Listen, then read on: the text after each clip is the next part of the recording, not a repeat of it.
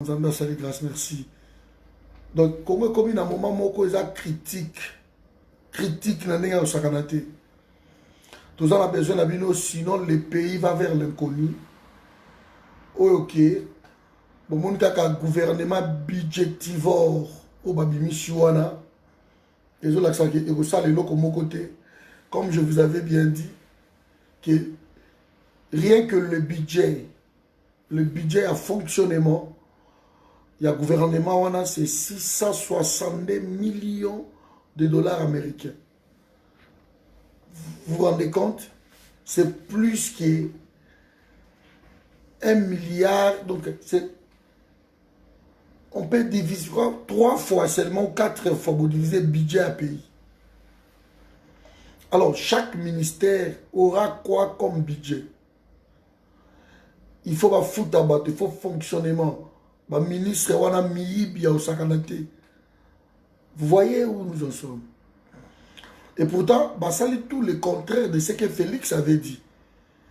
Donc l'homme s'est contredit dans 6 à 7 mois. Où Félix a eu un peu vent en poupe. Et il s'est contredit sur tous les plans. Il a déclaré qu'il ne voulait pas un gouvernement de 65 ministres au Simbate. Kabila a imposé encore 65 ministres. Donc vous vous rendez compte, 65 ministres. Nous avons toujours, dans les États-Unis, pays le plus puissant de la planète, en 200 ans, parce qu'il y a 400 ministres seulement. En 2 siècles, 400 ministres. Bisso Oyo, dans 53 ans, nous avons plus de 1700 ministres. Oyo Bima Oyo, nous avons plus de 1800 ministres. C'est question d'hommes. Au Congo, les gens ne veulent pas travailler. On va déposer juste une liste, pas Premier ministre. Bato basali yango feti et quand il va là-bas sauter une liste de ministres seulement. Pourquoi vous savez là en fait? Pourquoi vous allez festoyer? En tout cas, le Congo c'est un pays à part. Dans mon kilio, je ne sais pas ce qui Makamboni nango ezalaka. Maman Prudence, bonsoir. C'est un pays à part. Donc, vraiment moulaïté. Je vous ai dit clairement, le pays a besoin de toi. Personne n'a le droit de trahir ce pays-là.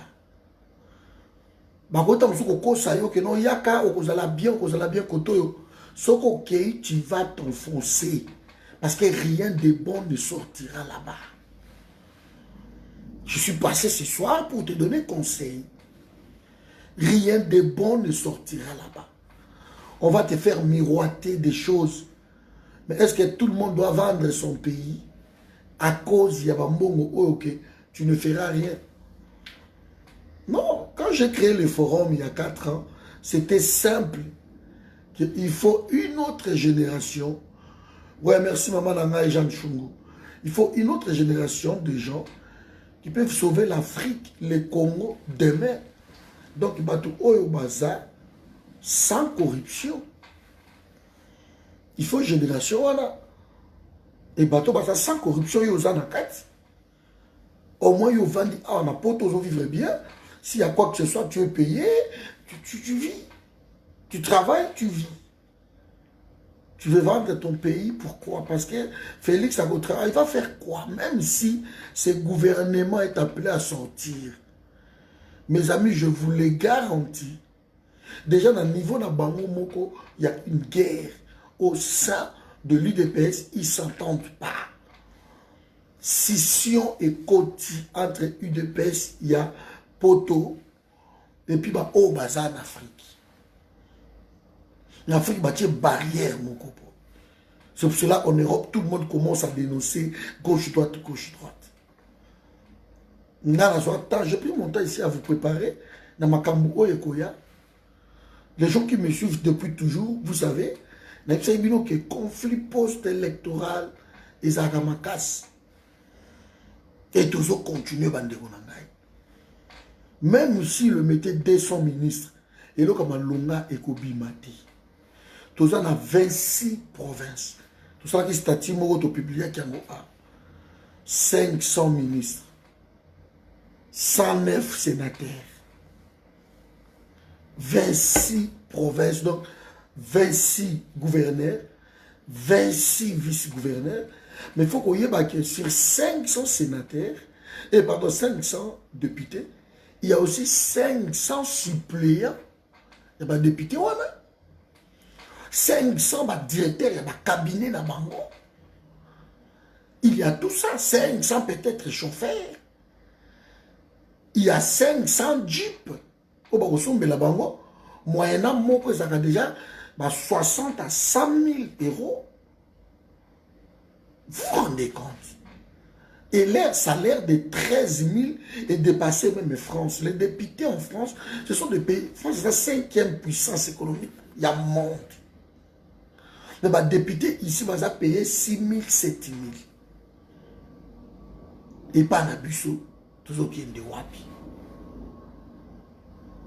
Kabila Matseli bango ba salaire. Ah oui, la bango boya to iba. Il connaît l'homme congolais facilement manipulable, facilement corruptible. Kabila est encore là. Bolanda qui débat lobby na Gisèle na. Quand je suis passé à la télé hier, Gisèle Lumba Diamant Noir na Pacheli. Akimaki, il a fouillé. Parce que je lui ai dit des choses simples. Pacheli, avec nous, on combattait Kabila dans la marche gauche-droite. Est-ce que Lelo ou Pacheli? Kabila qui? Quand tu demandes à toi, tu te souviens comment? Et c'est Kabila est parti. Toi qui as combattu Kabila pendant 18 ans. Et aujourd'hui, tu veux céder. Et c'est Kabila est parti. Pacheli a refusé. On a commis place, il a refusé de participer après. Dieu dit clair. Une fois, ils ont voulu me taper dans le plateau. Le plateau de télévision, j'ai dit non de l'aide. C'est à cause de ça. Cohérence dans ma Kambunabisu. Même les députés, comment invalidés, seront payés, compromis trouvé. Vous vous rendez compte? Invalider, on fout à Bango. Donc, nous sommes en train de vivre aujourd'hui que Congo Nabiso et Zosena une vraie révolution, mes amis. Une vraie révolution. Ça passe par toi qui me regarde aujourd'hui. Ça passe par toi. Il faut te bounder dans Mbokawana. 65 ministres. Oh, Nazoyokake, Némi Moulania, si ça s'avérait vrai. Si ça s'avérait vrai, Nico. Némi Moulania, la ministre Yamine. Soyons sérieux. Némi Moulania, ministre Yamine. Némi, c'est un monsieur très mauvais pour la République. Il mérite la mort. Némi, c'est vraiment une bonne chose. 12 ans, je crois, avec le directeur à cabinet, il y a Joseph Kabila. 12 ans, côté juridique, la question juridique. Et Moutoua Bobi, les autres, biso, tribunal, juge, tout les autres, samboué, oh, les autres, justice, la biso, et béba na Congo, c'est ces garçons-là que vous voyez, Némi Moulania. Un monsieur très méchant, très mauvais. Il ne fait pas des interviews. Maman a dit Michimba Nangai. Mais c'est un monsieur très important.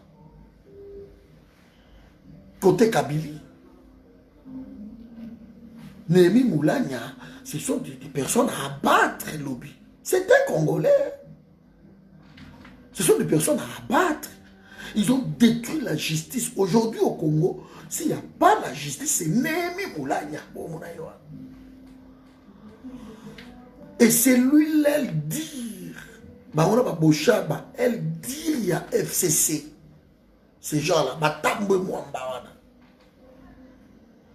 Et toi, tu veux aller travailler avec eux. Bango mongo na bazo kokate. Bango mongo ba okabola poste ngo ndenge nini Jordan. Ba okabola ngo comment. Bazo kokiloko moko te. Oui, tant on a landi phrase MK. Boyebi na la phrase, on a fait des débats et des débats boyebi yango.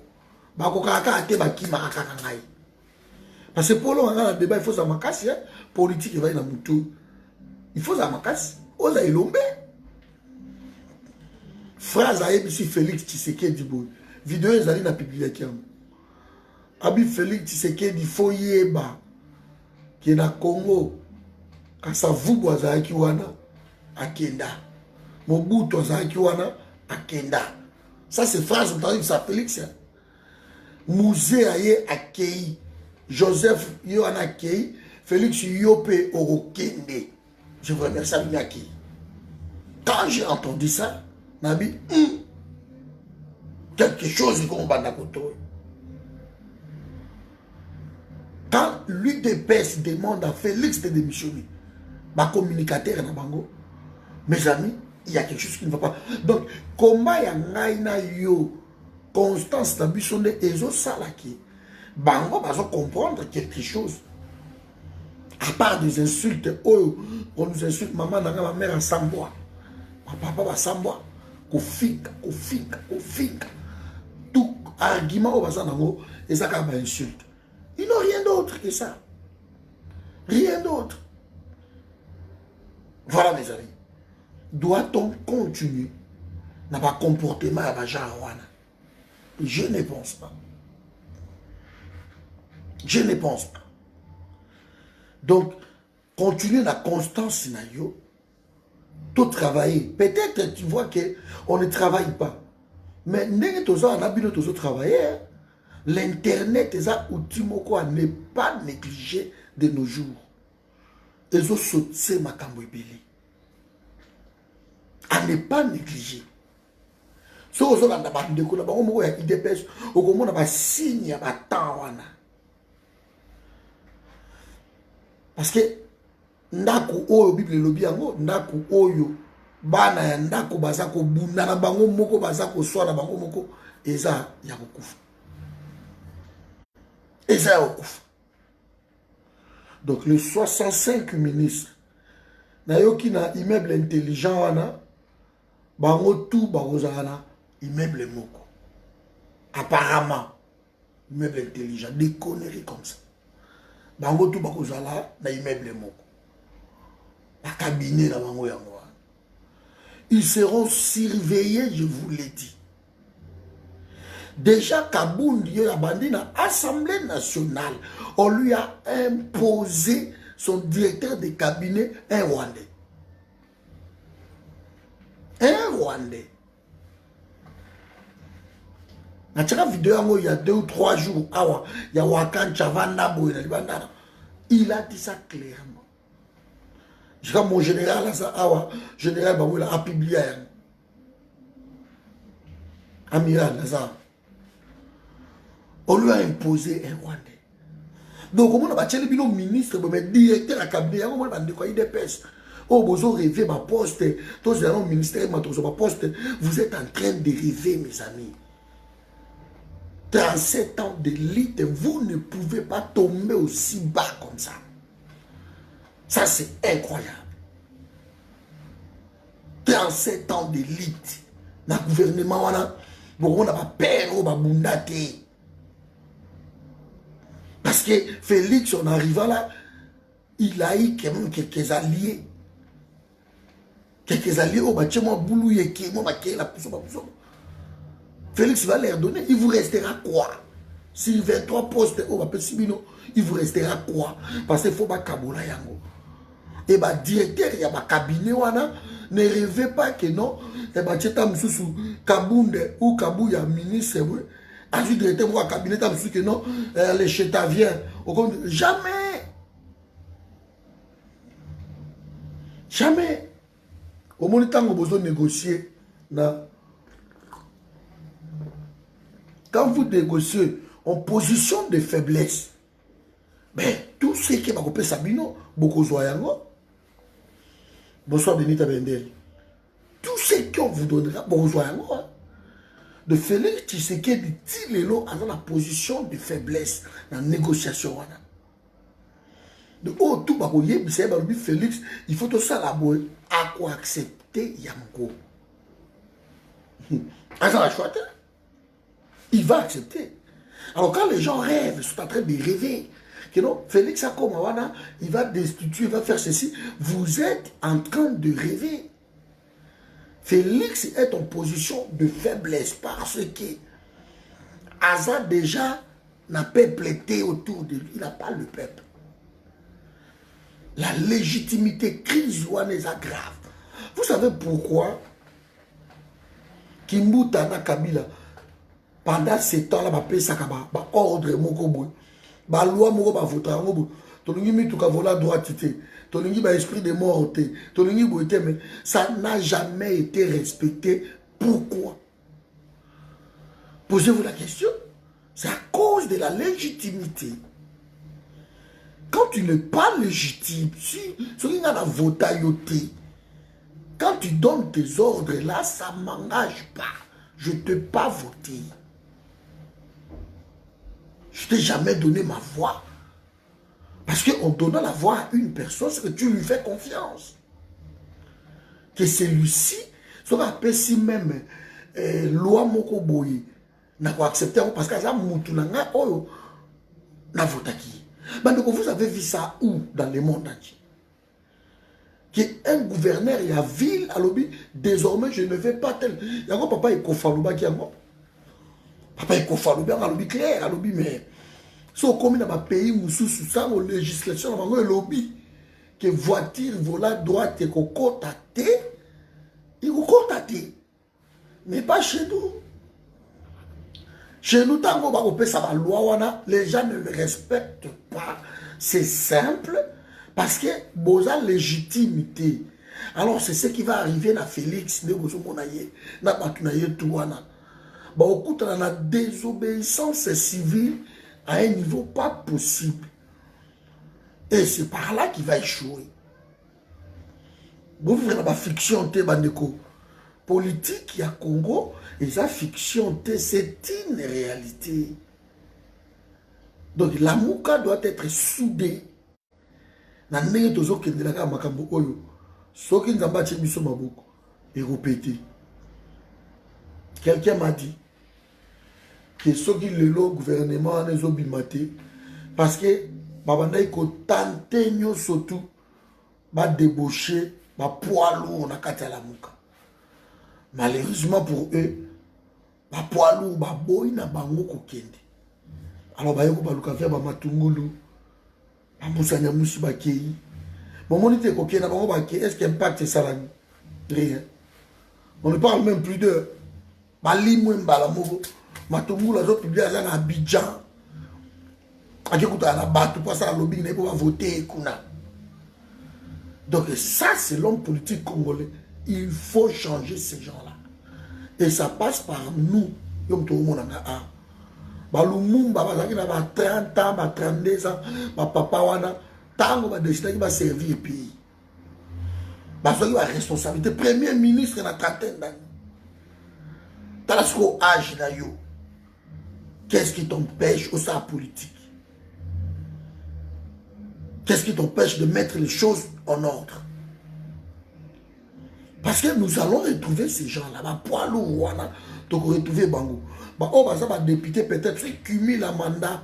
Il y a des postes qui sont respectés, peut-être. Mais ceux qui sont respectés, beaucoup retrouver des suppléants dans Bango. Et mi qui va suppléant dans Bango, ça va dans Bango. Bassi dans Bango, bas neveu, les oncles, de tout ce monde-là. Ce sont les suppléants. Donc ça les kiri moko dans Congo. Quand on a eu des ayuma. Parce qu'on n'arrive pas à les chasser. On n'arrive pas à les chasser. On est tellement trop versatile. La versatilité là du Congolais. À un niveau qui on a le l'amour qui a pensé le comme sous. Le l'amour qui m'a dit chez le Kobalobino, il faisait le hôtel. Or ce n'est pas ça. La constance, il y a un monde qui ça la kabatu. Restons constants. Ok, ok, pourquoi? Tu vas aller faire tes affaires, vas-y, essaye. Mais on ne bâtit pas sur une ruine. Je vous ai dit à plusieurs fois. Et que Simba te bande konangai. Donc, la minute où on est tout ça, on est dans les bons. J'ai entendu que le gouvernement est Kobima. Parce que ça, on vérifie. Peut-être le jeudi, on verra. Et ma consultation, ilungamba, azosala. Tout ça, c'est ça, noto ya baba. Donc, et ça, trompe-l'œil, comme on peut dire. Parce que ma consultation de Kabila, Zawana, Nangbende, Naye, sur son trône, Kabila décide que non, tel, que ce soit Félix, que ce soit Ilunkamba, qui, Nanawakolo. On a battu le côté. Bahati Alobi a signé audience à Kabila pendant 10 jours. Kabila zo ya mbaete. Mais tant que Kabila zo qui na congé na bas Congo. C'est par là que Kabila a ça. Némi Moula Yabi bon. Ngana au voyager. Alors, tia nani Tambwe Mwamba Mutakozala na Sénat et puis Bochab son adjoint. Allez, à Kenaï. Voilà. Niveau beaucoup monsieur Moutouana. Manque il y a respect comme ça. Papa mi kolonde ngala ba samwe. Peut-être bahati au kedouana mais bahati m'étonne beaucoup. Kabila les a toujours dirigés comme ça. On redresse un arbre tant aux années na jeune âge na ngozokola. Kabila ça dans le monde à mouké batikeli jewana ya ko diriger bon ko décider monarque absolu. Lelo bahati a yebi yango très bien que non Félix a commis awa comment bahati le sait parce que ça la secret de ça a yebi que Félix a commis parce que biso bahati yo tout ce monde to vandaki to yokanaki que non to tia Félix au lieu fallu la récupérer place naï bahati le sait. Alors, en quittant Kabila, Bahati Salimi, ça il le remonte. Parce qu'il sait que c'est toujours Kabila qui est le maître. Nous avons dirigé Wana, a dirigé Bango, Isaïe. Donc, ma consultation à Ilunkamba, ils ont trompé, va mentir, il n'y a pas. Pour exister quand même. Parce qu'il y a un nom, premier ministre, 2 mois, 3 mois, un mois. So ba nomae avant na un silence à cause de là-bas ça la liste ya ba ministre. Le ridicule n'est pas congolais. Bon ça encore. Le ridicule n'est pas congolais. Il ne faut pas ça la liste ya ba ministre. Ba pesa ya ça déjà la liste a yebi parce ba pesier. Na zo cause ça société civile, société civile au channel. Na liste wana FCC olongola batu oya ye acha société civile FCC olongola penza mais ça na bon écoutez j'enlève tel je mets la société civile FCC au salango ça monte arrêtez de rêver alors vous allez Félix na 13 na yewana oya kozwa caméra kozwa 10 alors bango pe ba longola sous Mickey ba pesa société civile moi 2-3 postes. Mais il est pas ça. Je suis content de partir en Ekoufi. Je suis content. Oui, maman Cheta, il n'a pas quitté. Il est là, Bati. Donc, mes amis, c'est ici pour moi. Je vais peut-être terminer ma vidéo par là. Que nous devons veiller. Le travail, voilà, ils ont travaillé avec Congolais, nous surtout. Ils ont travaillé à papa René Naxasate, au Batouboté, par exemple, maman Animishté. Ils ont travaillé à maman Clémentine, Abéli. Travail à Bisso, nous surtout. Le Congo nous appartient. Donc, ceux qui ont veillé pour ma Kambouana au Salibien. Au Salibien, il faut Bakima. Tout c'est le gouvernement en Ebima. Nous déjà. Et ça, gouvernement moko budgétivore. Bogo Koukate. Parce que frère fonctionnement gouvernement, Bogo va conseiller au Bazozil. Parce qu'il y aura autant de conseillers dans le banque. Tchibala, je crois, si je ne me trompe pas, Tchibala Tant comme Premier ministre. Tchibala avait au moins 600 conseillers. Primature et Sambwe. Bato bakoma ko bunda na primature. Bomonaki bana ya Tchibala ya mwasi ko bunda ko gangela bato na primature. Ça c'est le Congo. Un pays exceptionnel. Un pays où les gens ne respectent rien. Un pays où la loi n'existe pas. Un pays où chacun fait sa loi. Congo, c'est le Far West. C'est le Far West. C'est le Far West. Mais j'écris encore ici, place, parce que ça soulevait, mes amis. Bahati, bato ndambo bakenaye, okokamwa, bakolunga bakwese bango kuna. Et débauchage, ko salama, bato wana bakozongila, tam sous côté à FCC. Et tout vous allez étonné parce que les Congolais baza ndenge wana. Voilà mes amis. Donc convalescence dans la je crois au plus tard mardi. Donc vous allez bien mercredi et vous avez vraiment d'abord que le singa le mercredi et c'est bon. To bandeli masolo na biso vraiment bien. N'a pas voulu nous pour le soutien à bidon de vous soutenir. C'est vraiment une bonne chose. Continuons le travail. Le gouvernement a dit salango yote. Et au salario est là comme mon côté. Parce que dénonciation est partout dans le monde. Tolé est partout dans le monde. Un ex-président qui décide dans la République de Nabiso. Donc celui qui est là, à un mot d'ordre. Il y a côté qu'on a baillé Balobi. Allez, tu prends Edo, tu prends le leader, tu le mets tel endroit. Oh, tu prends tel, tu le mets ici. Incroyable. Mais, à ce ça peut sembler comme un président. Métaphore. Et ça, c'est l'église Moussous. Il y a soit ça, il soutient dans la carte. Il y a soit ça, il cloute. Mais l'église, nous avons un bango. Ça, la gêne et prière. Bazo sala ba retraite. Bazo sala ba séminaire. Batupe bazo parler en langue. Na bankota ya sika. Ne boyo ki tipi na ngala. Ao sala bankota na ye. Eza na bande na. Mexico yo. La différence c'est que Nzambe a ses sous l'église wanati. Mais ils font semblant. Beaucoup de gens peuvent séminaire, ils peuvent côté une trans, mais ils ont la mais ça peut pas ça. Et c'est maintenant, tous les gens pas à Félix. Et pas à Félix, c'est ça. Donc, à décider de l'autre côté. Mais le vrai président de la République, il est là. C'est lui qui décide, c'est Kabila. Et comme il sonne, dans le temps qu'il a mis quelques points, on a publié qui, selon un général de la place, Atindela Kinga Yango, avant qu'il a publié, mais malheureusement pour Naye, Aïba Kinga Biente, Ngai, au côté de ça, à côté de la Ngali Soute, Atinda Lissoute. Pas mon problème. Et ma kambaboye, na robomba ngo pourquoi?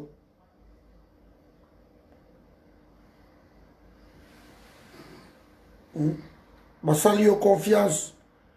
Ma tindelio, je m'en fous. Un côté de soute. J'ai un loup. Attends qu'il a mis au point, où ils ont payé sa passe. À tout la guitare, moi je m'en fous. Soit attendite. Donc on soit en kaka. D'abord, il y a déjà tout solo là qui oui. Mais Azana Kabila, on s'en fout. Bon, j'en attends qu'il a mis ma bêtise au Félix a signé Kuna. Déjà, ah.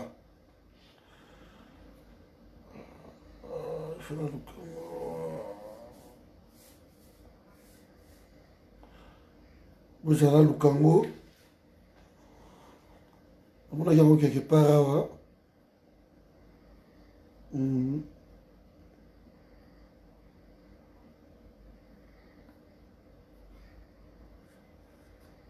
Je vais voir ici.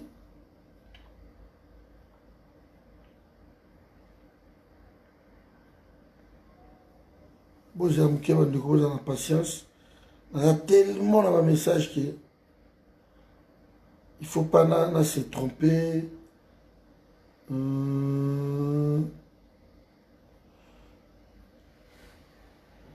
Parce que ma point on a eza ma point moko mabe.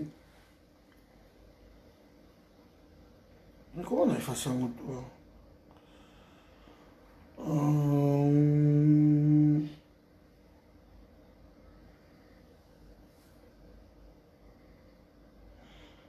Donc le premier point donc le sol et le sous-sol congolais appartient à Joseph Kabila. Il y a un biloko wana ezobimate parce que soki kaka ebimi bandeko na ngai eza bombe. Donc le sol et le sous-sol congolais appartient à Joseph Kabila. Yangoyo. Voilà. Désormais, politique de la RDC se joue entre Tshisekedi et Kabila. On ne peut plus rien respecter. De beaucoup respecter ce loco mon côté. Donc, c'est son problème. Les autres se jouent. Ni même constitution. Juste un tour de passe-passe entre Kabila et Tshisekedi. Le ministère régalien sont partagés entre ces deux individus. Et Joseph Kabila s'étaille la part du lion. Yangoyo. Alors, général a tenu là 6 points. Il y a point il y a ma casse yangoana. Le 6 points. Quand tu peux publier un côté, papa, parce que tu l'as yo, ou l'as dit malamu, moment fini, ma binae, ok, n'a pas publié, atindi. Tant atindi yango na tangi na bi oyo. Na ko bumbangote. Atomboki. Ah non mais je vis tu as publié, tu m'as pas respecté. Ah tu vas pas m'arrêter. La général Kabila, c'est toyé okokima. C'est tout. Tu publié pourquoi? Balobi premier point. Premier point yango. Les sols et les sous-sols mines appartiennent au guide suprême Joseph Kabila. On a premier point, il y a deal dans Bangoana. Tant qu'on a quelque discuter yango, bandeko y a des personnes qui ont bango et guerre. Mon quoi ici dans lobby, ça peut être vrai, Patrick, parce que nous sommes en train de vivre un moment difficile dans notre pays et nous sommes en train de voir ce que fait Félix avec Kabila. Donc, accord dit, oyo, déjà vrai. Mais, continuons les enquêtes. Regardez Bazalaka. Le premier point, les sols et les sous-sols, les mines, il y a Congo, appartient à Kabila. Deuxième point, la caisse de l'État finance. C'est là le premier point. Pourquoi le sol sous-sol appartient à Kabila? C'est la raison pour laquelle Kabila a eu ministère, il y a mine. Et ça, pour moi, ça confirme le deal. A eu ministère, il y a mine. Parce que le sol, le sous-sol, les mines appartiennent au guide suprême Joseph Kabila. Deuxième point, la caisse de l'État, le finance, l'industrie, DGI, DGDA, DGRAT, OCC, OGFREM, SLPT, etc. C'est un domaine réservé exclusivement à Joseph Kabila. Mes amis, ici, on parle de l'exclusivité. Donc, on a dit de mon salaire que non, ma entreprise publique, tout. Il y a l'État surtout, tout. Et ça, on a beaucoup à FCC. Comme par hasard, il y a des personnes qui ont donc, deuxième point, c'est la raison pour laquelle le ministère il y a finance et qui écoute quoi.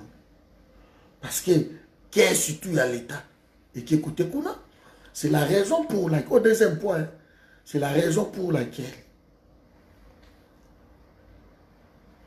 la banque na biso centrale mutu akotala kuna kaka mutu Kabila mutu musuti na point 3 na point 3 aucun crime commis à l'époque de Kabila et ses adeptes ne doivent faire l'objet d'une enquête ou d'un jugement.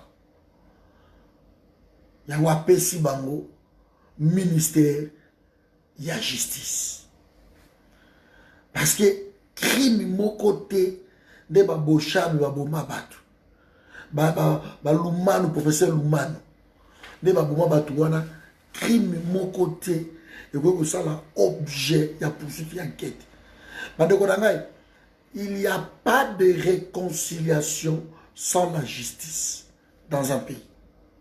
Il ne faut pas oublier ça. Il n'y a pas de réconciliation d'un peuple sans la justice. On rend d'abord la justice. Et le pardon peut venir après. D'abord la justice. Bokati Makam. Après ma grâce présidentielle, ça peut venir après. Mais pas tout de suite, Bolobi, non, c'est bon. On oublie tout. On oublie les Rossi. Eric Boloko, on les oublie. Mort à Malouko, on les oublie. Et bon, plus de 8 millions de morts. Au Koufi na Congo, on les oublie comme ça. Donc, papa, on les oublie. Tout ce monde-là.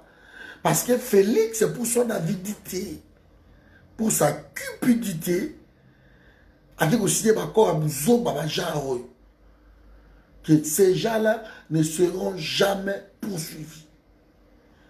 Donc, il est à l'aise avant la place Moko. Donc, il est à l'aise, le monsieur. C'est incroyable. Tamboué Mwamba qui a ordonné d'abattre un avion civil avec, je crois, au moins 47 membres civils dans 4 avions. Et ils ont abattu, tout le monde est mort. Poursuivi dans la justice internationale. Félix Veto Naye, il y a qui président Cézo Salaté. Avant Naye, l'homme est dirigé dans Kingakat. Donc, il y a un ministère et la justice à Pessi Bango qui va poursuivre la minorité. Donc, nous allons vivre dans un pays d'impunité. Et là, vous allez nous parler que non, une réconciliation nationale. Il n'y a pas de réconciliation nationale sans la justice. Mes amis, il y a eu trop de morts dans le Congo. Et pour arrêter cette hémorragie-là, il faudrait qu'il y ait une justice pour des morts. Nous, on a sacrifié notre vie. On s'est battu pour ça.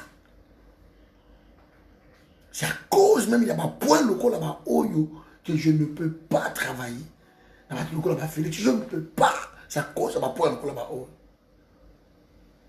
que les crimes commis, il y a Kabila n'a pas tout cause on n'a jamais poursuivi. On prend le ministère de la Justice au Pessi Bango. Comme quoi, les Kabange Numbi vont continuer, vont être là. Le même procureur qui ont condamné les gens, arrêté les gens arbitrairement, ils seront là. C'est Kabila récompense, bons élèves selon lui. Et ça, bateau, bazo, boma, qu'ils arrêtent les gens facilement. Ça, c'est des gens qui ont récompensé. On vient de récompenser. Tipo ya suki zazuna ni Olengankoi. Oh, pour à travailler bien dans Sensa, de recevoir l'élection, yango Olengankoi, va payer diplôme à mérite. Élection chaotique de l'Ikayana, Olengankoi, parce que d'après les infos, c'était un Allemand. Et Kabila, il y a eu ceux qui ont dit, aux Allemagne. Bien. Voilà, bêtise, voilà point 3, na deal na bango wana, ba po na tangeli bino wana, c'est chaud. Point 4. La sécurité à l'Est et l'infiltration rwandaise dont l'armée et la police ne doivent faire l'objet d'aucune menace d'éradication. C'est pour cela, après si bango ministère, il y a défense. Donc, infiltration, il y a Rwanda. Mais l'armée, il faut nettoyer bango. Félix, alobi non. Il a même écrit, il a même signé, il a même ordonné que l'armée rwandaise est contre na Congo officiellement. 18 ans au Kabila Sala na Congo, chef d'état-major général, il y a l'armée rwandaise, a tika la koya na Congo ti. A tika la koya na Congo ti. Mais curieusement, à peine nommé Félix, le chef d'état-major général, il y a Rwandais, aïe na Congo. A tika la koya na Félix. Après le départ, Félix a eu signé Babilo Koran. Bakoti, bamana bazo massacrer kuna na est. Pas un mot. Bakamere, bakangi minoko na bango. Et j'ai compris par là qu'on ne parle pas la bouche pleine. Quand on mange, surtout quand on vole. On est en train de voler quelque part. La caisse est à l'état, tu voles, tu voles, tu voles. Mais quand tu vas commencer à parler, bah, tu vas vous ça. Donc, mais on a. Déjà, il y a plus de 600 aujourd'hui officiers au bateau commandé rwandais. Na 4, il y a l'armée na biso. Au lieu de faire un travail, même pas à Koubengana, mais qu'on bomande bango tout. Pour ça, il va mourir biso. Mais, l'armée va continuer à wana. Donc, il y a jeune, il y a 20 ans, 21 ans, comme c'est un major, un PC unité, comme commandé.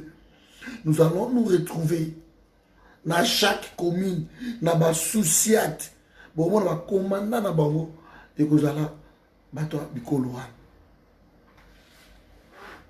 Voilà. Et ça, vous avez le ministère de la Défense à Pessi Bango. Mais pendant ce temps, vous savez quoi? On va vous crier. Félix est en train de donner retraite dans les soldats de congolais. Après, ça va vous pension. Expérience, c'est pas papa na biso wana. Ya zo pesa bango ba pension. Mais zo préféré ba kaoko tsa ba soldat musu. Mais ba oya biso de l'eau, azo comme ça on a ba pension. C'est incroyable. Les gens n'ont rien compris. Bah tu vas c'est oh non, bah après c'est ba pension quand même, la depuis mon bout c'est des bêtises. Bah papa wana tout ça na déjà bibliothèque wana. Ma breveté d'état-major, bato moko, ba yebi masolo, ou que soit président aye na Congo, a récupéré des vieux wana, ba ko ba instructeur, ba vieux wana, ba ko pèse expérience, ba plan de guerre. Félix a zo pensionné, ba après son ba pension. Après son ba pas pension. Il va remplacer ces gens-là par qui? Va donc savoir. Point 5, avant-dernier point.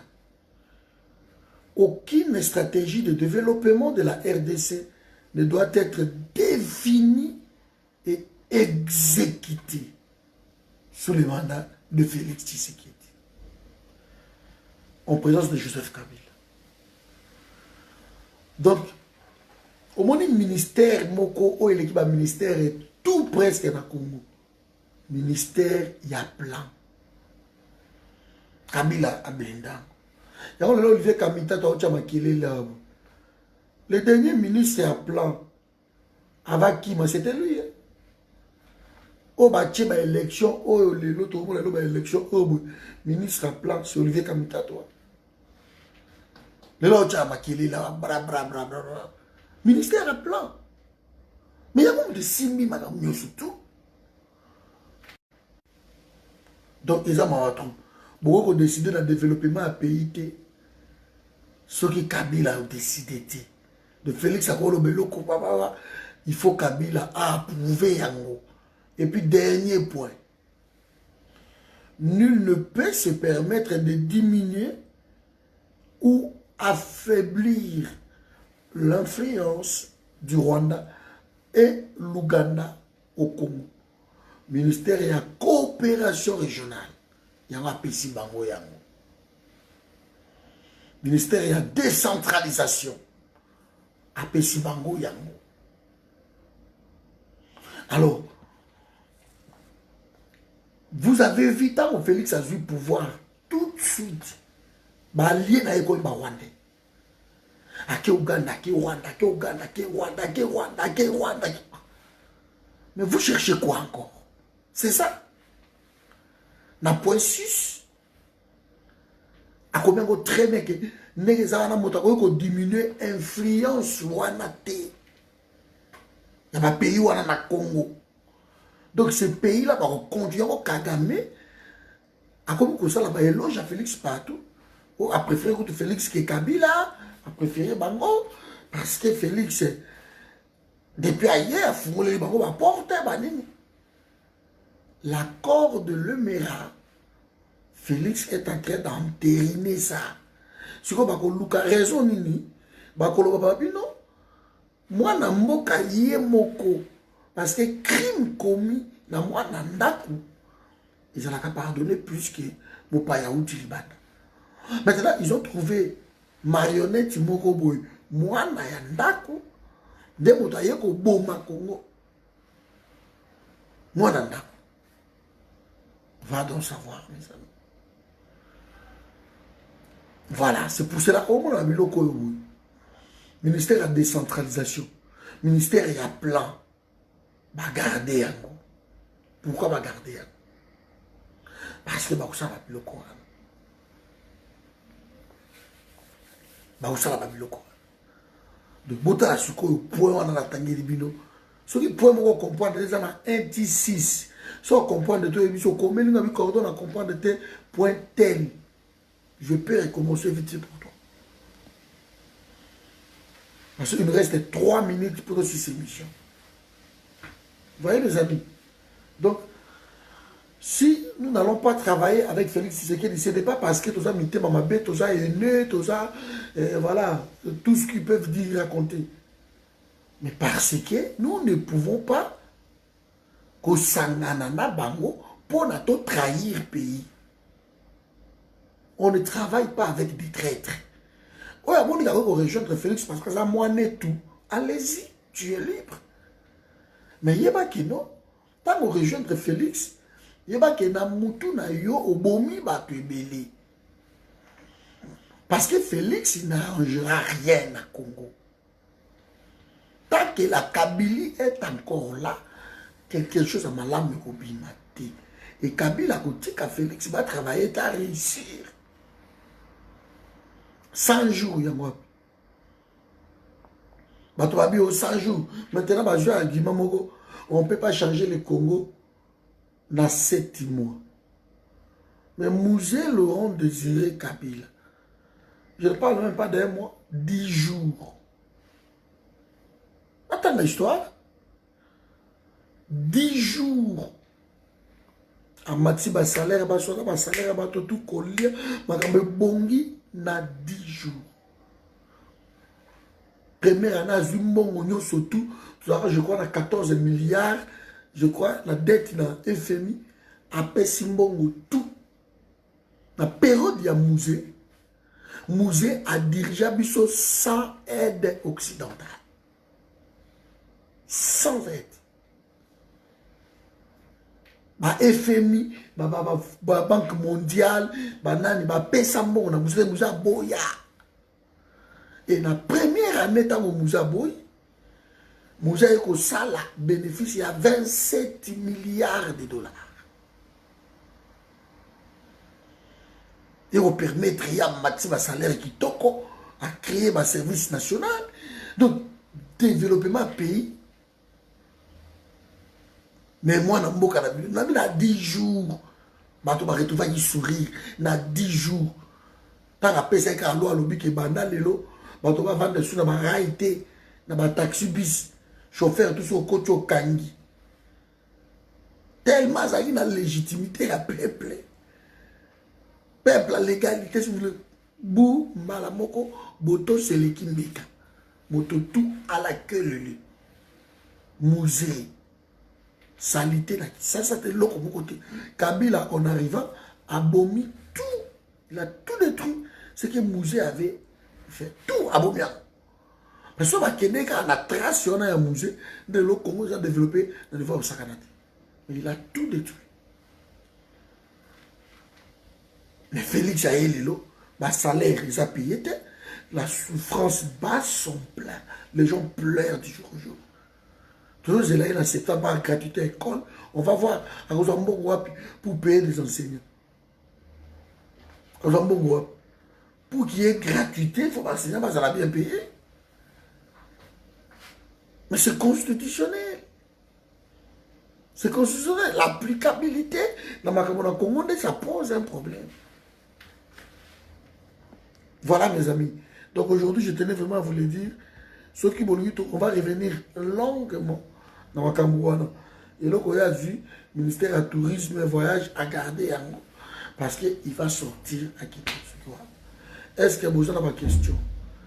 Pour toi, une question, peut me poser une question vite fait. Sinon, elle va pas nous.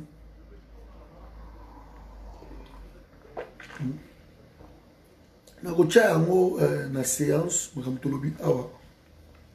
comme ça, Claude a côté retard, Boro qui est toujours dans la séance. Et Bolandé là encore bien. Mais donc c'est bon, on est ensemble. Vraiment, on a Tikibino Awa. Bolala bien.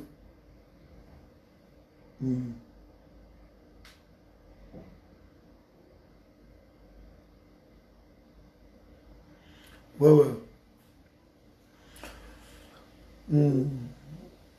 Bon week-end. Ok, donc voilà, on est ensemble. Et le Congo, nous vaincrons. Ton combat est noble. Tu te bats pour une cause qui est noble. Ne vends pas ton pays à cause des miettes, à cause de quelque chose qu'ils vont te présenter. Ils vont te faire miroiter des choses. Ne vends pas ton pays. Ça la constant. Ça la constant. Ingeta. Nous vaincrons.